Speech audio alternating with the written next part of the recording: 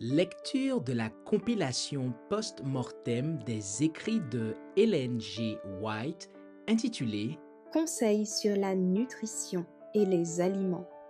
Section 18. Fruits, céréales et légumes. Partie 1.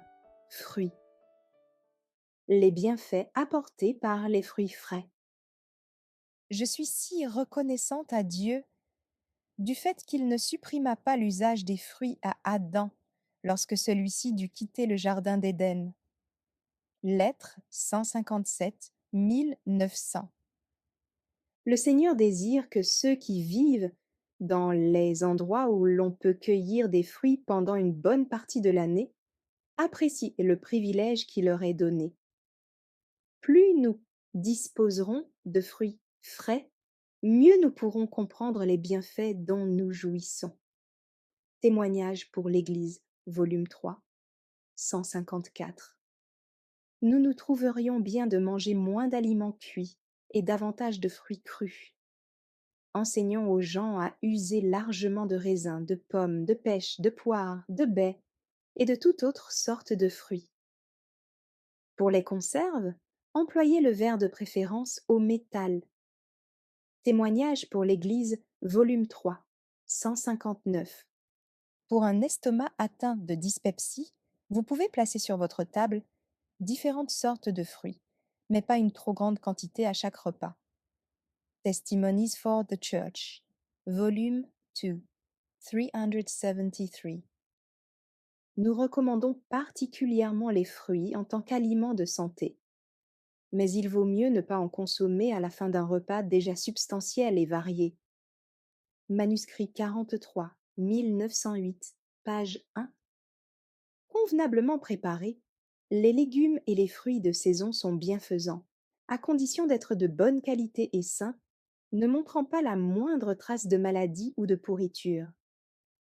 Il y a plus de gens que nous ne pouvons l'imaginer qui passent de vie à trépas pour avoir consommé des fruits et des légumes gâtés qui fermentent dans l'estomac et empoisonnent le sang. Lettre 12, 1887. Les fruits sains, préparés simplement et consommés librement, constituent la meilleure nourriture que puissent absorber ceux qui se préparent pour l'œuvre de Dieu. Lettre 103, 1896. Les fruits et les céréales sont des aliments convenant aux personnes qui se préparent à être transmuées. Les fruits font partie d'un régime rationnel. Les céréales, les fruits et les légumes sont donc les aliments que Dieu nous offre. À l'état naturel ou apprêtés d'une manière très simple, ils constituent le régime le plus sain et le plus nourrissant.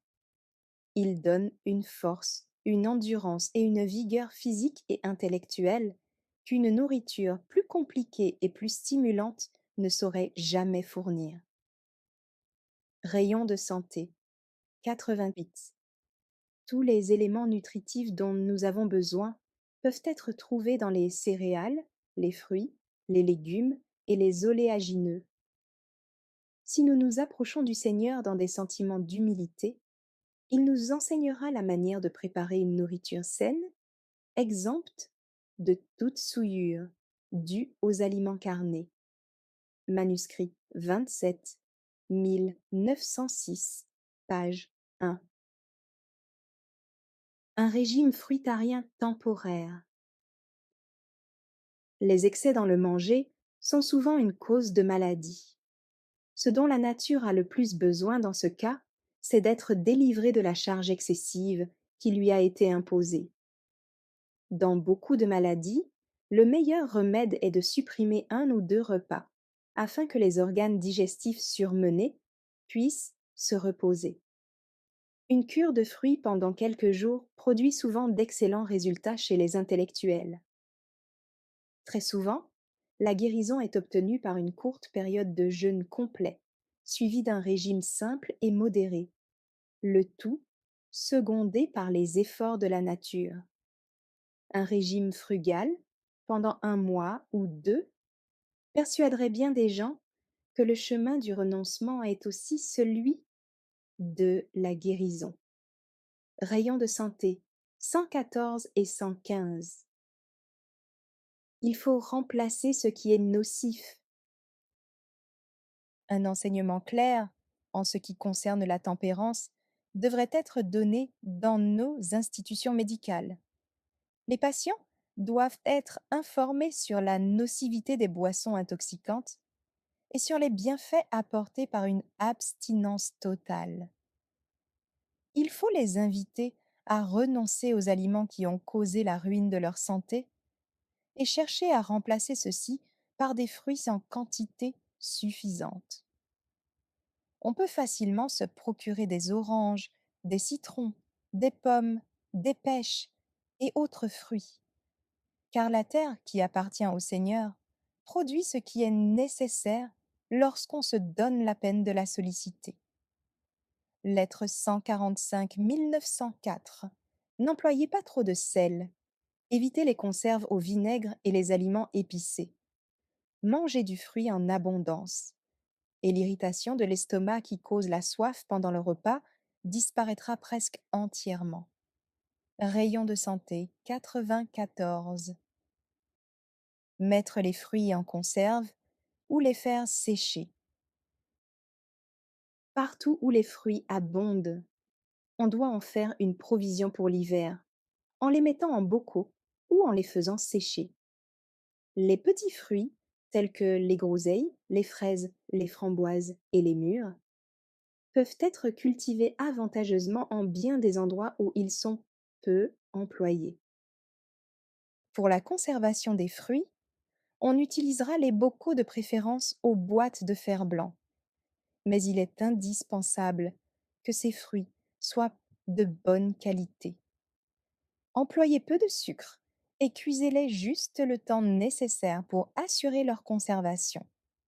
Ainsi préparés, ils remplacent très bien les fruits frais. Partout où l'on peut se procurer à des prix modérés des fruits secs, tels que raisins, pruneaux, pommes, poires, pêches, abricots, on trouvera avantageux de les utiliser en abondance dans l'alimentation quotidienne, et pour assurer la santé et la vigueur, ils conviendront parfaitement aux travailleurs. Rayon de santé 90. Le jus de pomme conservé en bouteille est sain et savoureux. Les poires et les cerises, si l'on peut s'en procurer, mises en bocaux, fournissent d'excellents jus pour l'hiver. Lettre 195, 1905. Si vous pouvez vous procurer des pommes, vous devez vous estimer satisfait pour ce qui concerne les fruits, même si vous ne trouvez rien d'autre. Je ne pense pas qu'il soit nécessaire de disposer d'une très grande variété de fruits. Cependant, lorsqu'on ne peut pas trouver de pommes, il est utile de mettre en conserve d'autres fruits au moment de leur apparition. Les pommes sont supérieures à tout autre fruit de la saison pour l'alimentation. Lettre 5, 1870. Tout frais sorti du verger ou du jardin. Il y a un autre avantage à tirer du fait que l'on dispose d'arbres fruitiers à proximité de nos institutions médicales. On dispose de fruits frais et sains pour la table. Manuscrit 114, 1902, page 1. Nos familles, de même que nos institutions, devraient apprendre à cultiver la terre et à améliorer son rendement. Si les gens avaient une juste notion de la valeur des produits du sol qui apparaissent dans leur saison, ils s'appliqueraient davantage à cultiver la terre. Chacun devrait être informé de la valeur des fruits et des légumes directement tirés du verger ou du jardin. Plus le nombre des patients et des élèves augmente, plus doit augmenter la superficie du sol disponible. Il faudrait planter un vignoble de manière à permettre à nos institutions d'avoir leurs propres raisins. De même, il y aurait avantage à disposer d'une orangeraie. Manuscrit 13, 1911, page 1. Merci d'avoir écouté cette lecture. Si vous avez des questions ou des remarques sur le thème abordé, n'hésitez pas à les partager dans les commentaires et notre équipe ne manquera pas de les considérer. À bientôt sur lereste.org.